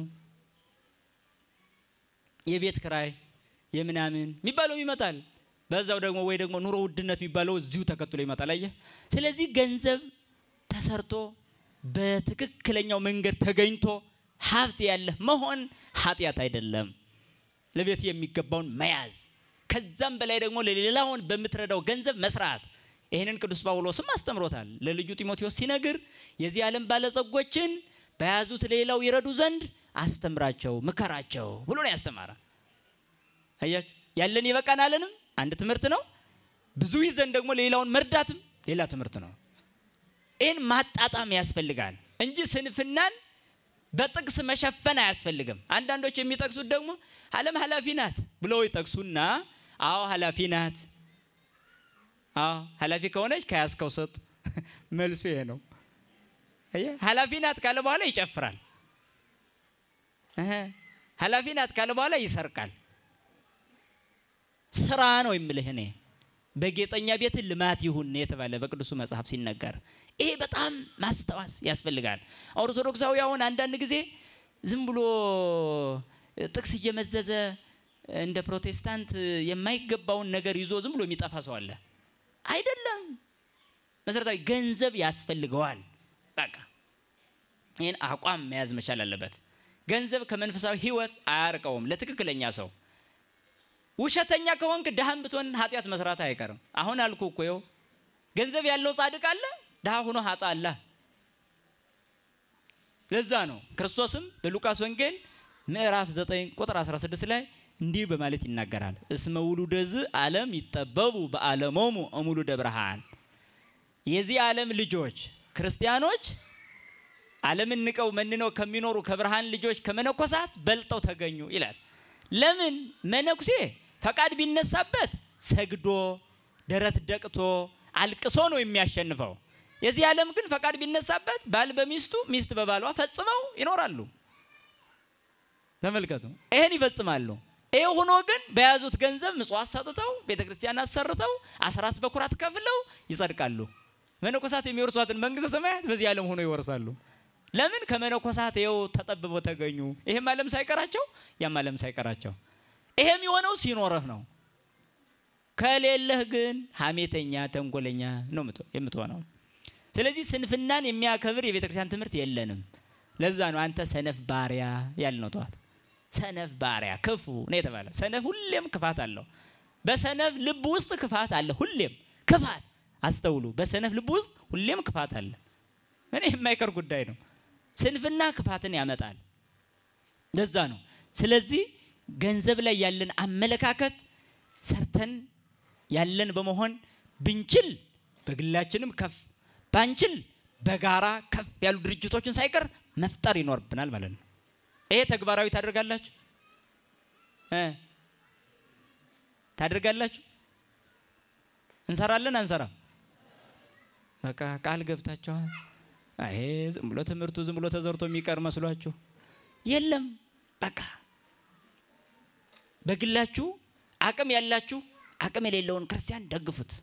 በዚህ ማደግ አለብህ፣ በዚህ መሄድ አለብህ ማለት ነው ያለባችሁ። ሁሉ ጊዜ ሰራተኛ እንዲኖር የሚፈልግ ክርስቲያን ትክክል አይደለም።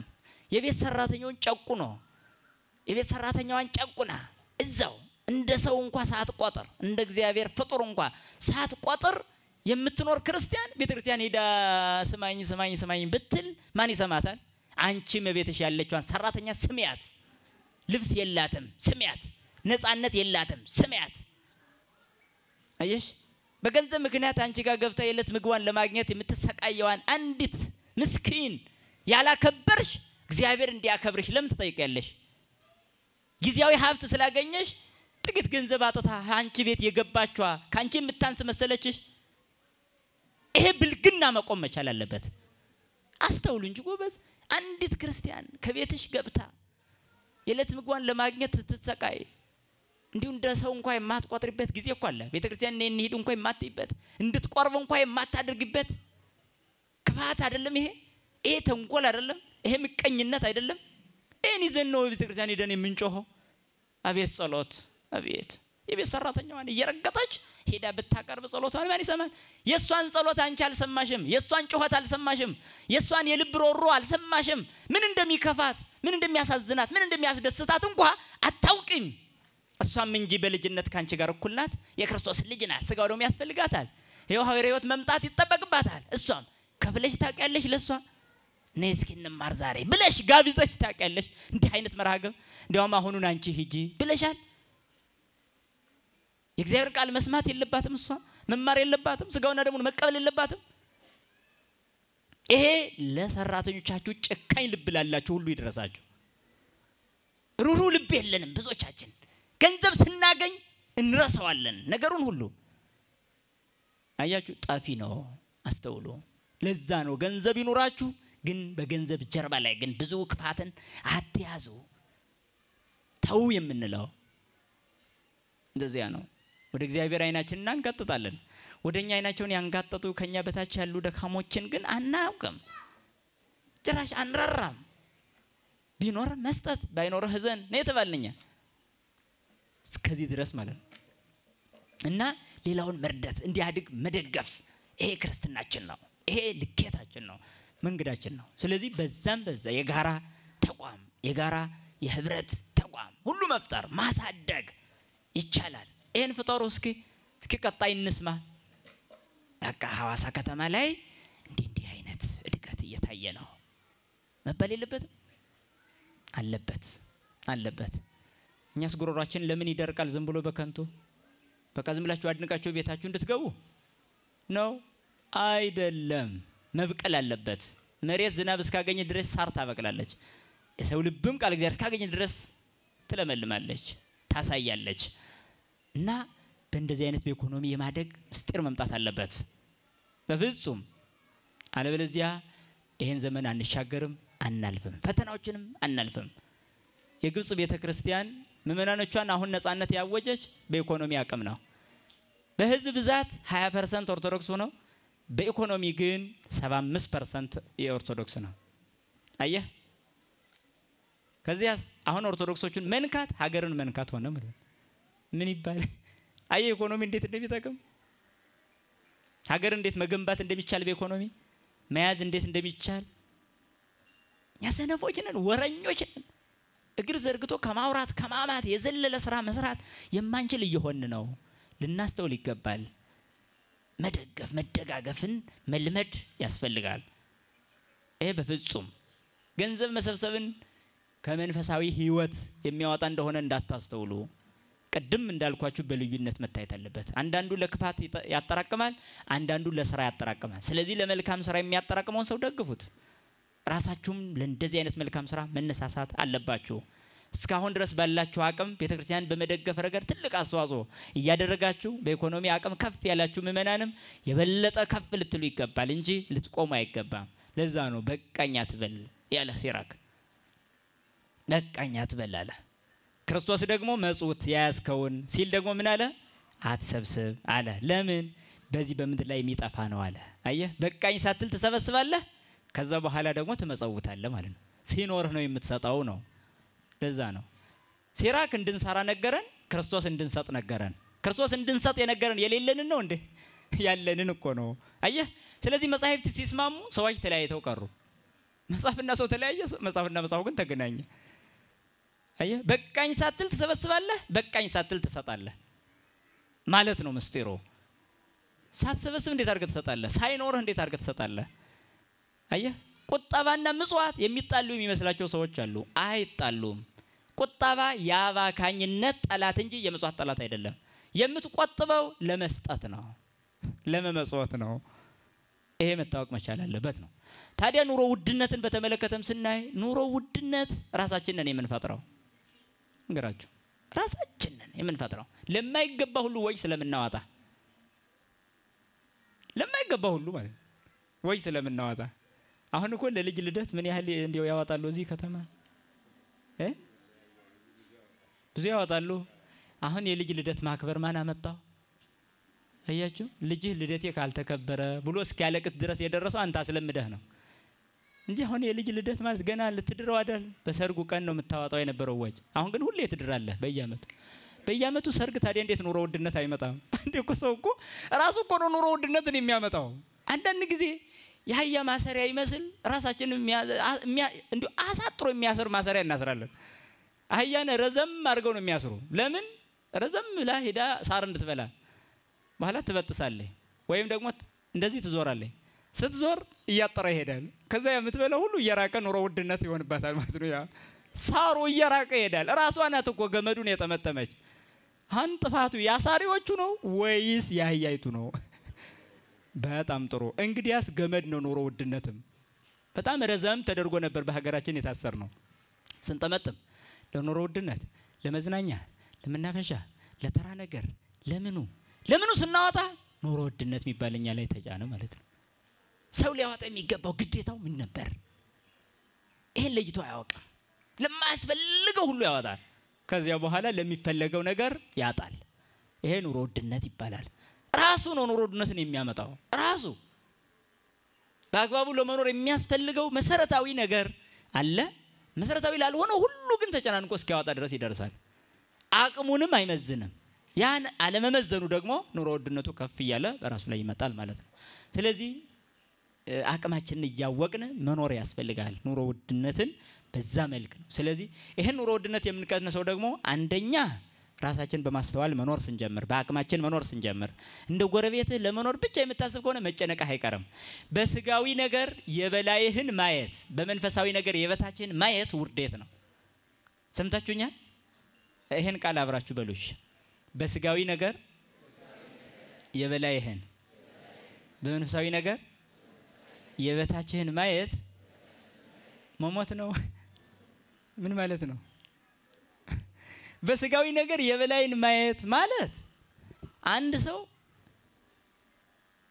ቤት ክራይ ውስጥ ከሆነ የሚኖረው ቤት ያለውን በማየት ሲናደድ ይኖራል። የራሱ ቤት ያለው ተጨማሪ ቤት ያለውን እያየ ሲናደድ ይኖራል። መኪና የሌለው መኪና ያለውን ያያል። መኪና ያለው ሁለተኛ ያለውን ያያል። በዚህ ምክንያት ፍላጎቱ አልቆም ይልና ሲሰቃይ ይኖራል። አየህ፣ ሞት ነው ይሄ። የበላይህን ማየት አይደለም። ታዲያሳ በስጋዊ ነገር የበታችህን፣ በመንፈሳዊ ነገር የበላይህን ነው ማየት። ይሄ ሲሆን ነው ትክክለኛ የሚሆነው። በስጋዊ የበታችን ማለት ክራይ ቤት ላይ ከሆነ ያለው ለክራይ ቤት መክፈል አጥቅተው ተቸግረው በጣም አስጨናቂ ሁኔታ ላይ ያሉ በረንዳ የሚወድቁትን ሰዎች ማየት ነው የበታችን። ቤት ካለህ ደግሞ በክራይ ቤት ያሉትን ማየት ነው። አየህ፣ የበታችን ነው ማየት። የበላይን ካየህማ በቅናት ነቅዘ መሞትህ ነው። ዝም ብሎ ሁሌ ማለት ነው። በመንፈሳዊ ነገር ደግሞ የበታች ሳይሆን የበላይን ማየት ምን ማለት ነው? ማለት አንዳንዱ ሰው ራሱ ዝም ብሎ የሆነ ጻድቅ እንደሆነ እንዲሰማው ሲፈልግ እኔ ቤተክርስቲያን እሄዳለሁ እነገሌ አይሄዱም ይልና የማይሄዱት ጋር ነው ራሱን የሚያነጻጽረው። እኔ ቆርባለሁ አይቆርቡም ይልና የበታቾቼ አሉኝ ብሎ ያስባል። እኔ ጾማለሁ የማይጾሙ እነገሌ ያሉ አይደል ይቻላልው ብሎ ይጽናናል። ይሄ የበታችን ማየት አይገባም። በክርስትና የበታች ያለ ብሎ ማሰብ ባይገባም እንኳን ምንም ቢሆንም እንኳን የበታችን ማየት አይገባም። የበላይን ነው። ገንዘብ ሰጥተህ እንደሆነ አካል የሰጠ ክርስቲያን መኖሩን እንዳትረሳ። የወንጌልን ሕግ ለመፈጸም አየህ፣ የወንጌል ሕግ ለመፈጸም ጥቂት ገንዘብ ሰጥተህ ከሆነ ሙሉ ገንዘባቸውን የሰጡ መኖራቸውን እንዳትረሳ። ሙሉ ገንዘብ ሰጥተህ እንደሆነ አይናቸውን ስለ ወንጌሉ ሕግ የሰጡ መኖራቸውን እንዳትረሳ። እግራቸውን እጃቸውን ስለ ወንጌል ሕግ የፈጸሙ የቆረጡ ሁሉ መኖራቸውን ሙሉ አካላቸውን ወደ እሳት የጣሉ መኖራቸውን እንዳትረሳ። የበላይን ነው ማየት። በዚህ ዓለም ሆነን ጥቂት ነገር ንቀን ከሆነ ሙሉን ዓለም ንቀው ወደ በረሃ ሄዱትን ነው ማየት። አያችሁ፣ የበላይን ነው ማየት። የበታች አይታይም። ለዛ ነው ደህና ነኝ የሚል ስሜት መልካም አይደለምና ስለዚህ በዚህ ሁኔታ ነው ራሳችንን የምናሸንፈው። ኑሮም የሚሸነፈው እኛ በትክክሉ መኖር ስንጀምርና ያቅማችንን በመኖር ነው እንጂ ሌላውን በመቅናት አይደለም ማለት ነው። ስለዚህ በመጽሐፋዊ ልኬት ራሳችንን መመዘን መጨነቅ አያስፈልግም። በክርስትና ማሰብ ሊኖር ይችላል፣ ጭንቀት ግን አያስፈልግም። ጭንቀት ተስፋ የሚያስቆርጥ ነው። ተስፋ የቆረጠ ሰው ደግሞ እግዚአብሔርን ካደ ማለት ነው። ወይዚየኒ መኑ ተስፋ ያኮኑ እግዚአብሔር ወትግስቴኒ ማህበከ ውእቱ። አሁንስ ተስፋዬ ማን ነው? እግዚአብሔር አይደለምን ይላል መዝሙረኛው ዳዊት። ትግስቴም ካንተ ዘንድ ነው ይላል። ስለዚህ ትግስታችንም ከእግዚአብሔር ዘንድ ነው፣ ተስፋችንም እሱ ራሱ እግዚአብሔር ነው። እምነት፣ ተስፋ፣ ፍቅር ለዘላለም ጸንተው ይኖራሉ ይላል። ስለዚህ እምነት ባለበት ልብ ውስጥ ሁሌም ምን አለ? ተስፋ አለ። በዛ ውስጥ ምን አለ? ፍቅር አለ። እነዚህ ተለይተው አያውቁም። ፍቅር ያለው ተስፋ ያለው እምነት ያለው አይጨነቅም። ይሄ ነው በአይምሮ ላይ የሚመጡ ውስብስብ የሚመስሉ ችግሮች በሙሉ ተቆራርጠው ይወድቃሉና የእምነትን ኃይል መረዳት። የልቡናችን ጉልበቱ እምነት ነው። ሰው አቀበት የሚወጣው ጉልበት ሲኖረው ነው። እኛም የዚህን ዓለም አቀበት የምንወጣው የእምነት ጉልበት ሲኖረን ነው። ይህ ከሌለ ከባድ ነው። እምነትሽ ታላቅ ነው የተባለው በመጽሐፍ ቅዱስ እንደዛ ነው። እምነትህ ታላቅ ነው እየተባለ ነው የሚጠራው። ታላቅ እምነት ማለት በእግዚአብሔር ላይ ያለን አመኔታ ነው። አመኔታ ነው። እሱን ማሰብ አለብን። ስለዚህ በኢኮኖሚ አቅማችን ማድገን የኑሮ ውድነቱን ደግሞ አሸንፈን ተባብረን ተደጋግፈን መኖር። የሚቸገር ሰው ማየት የለባችሁም በፍጹም። መንገዱ የተከፈተላችሁ የበለጠ ስሩ፣ ላልተከፈተላቸው አሳዩ፣ ተደጋገፉ። ክርስትና ይሄ ነው። ይሄ በሌለበት ግን ዋይ እያልክ እያለቀስክ ብዙ ያለህም ሳትደሰት ጥቂት ያለህም ሳትኖር እንዲሁ ታልቃለህ። ተግባባን? አዎ ብላችሁኛል። እሺ እንደሄድኩ ደውዬ ጠይቃለሁ። እኔ ምን እየሆነ ነው?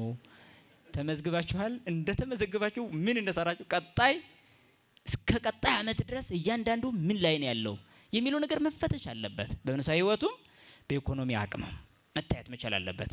ስለዚህ ሀብት አያስኮንንም አይደል? አያስኮንንም። ሀብት ከሃይማኖት ጋር ሲሆን ከምግባር ጋር ሲሆን የበለጠ እቅበተ እምነትም የሚጠብቅልን ነው የሚለውን ነው። ለነበረን ጊዜና ሰዓት አምላካችን የተመሰገነ ይሁን። መምህር ይጨምሩ።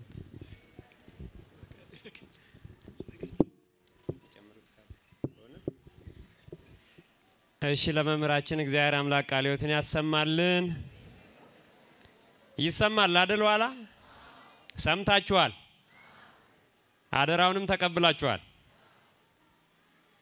አሁን ላይ አዎ የሚለው በጣም ቀነሰ። በእውነቱ ከሆነ አደራውን ተቀብላችኋል?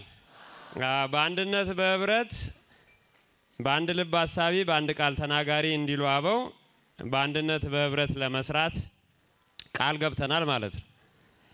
እግዚአብሔር አምላክ ለመምህራችን በአጠቃላይ ለሁለቱ መምህራኖቻችን እግዚአብሔር አምላክ ቃለ ሕይወትን ያሰማልን። ቃለ ሕይወትን ያሰማልን። እንዲህ በየዘመኑ ዘመኑን ዋጅተው የሚመክሩ አባቶቻችን እግዚአብሔር አምላክ አብዝቶ ያድለን። እኛም በተማርነው ቃል እንድንጸና ምግባር ሃይማኖት ይዘን እንድንገኝ እግዚአብሔር አምላክ ሁላችንንም በቸርነቱ ይርዳን። ስለነበረን ጊዜ ቅዱስ አምላካችን እግዚአብሔር ስሙ የተከበረና የተመሰገነ ይሁንልን። መርሃ ግብራችንን ፈጽመናል። ቀጥታ ወደ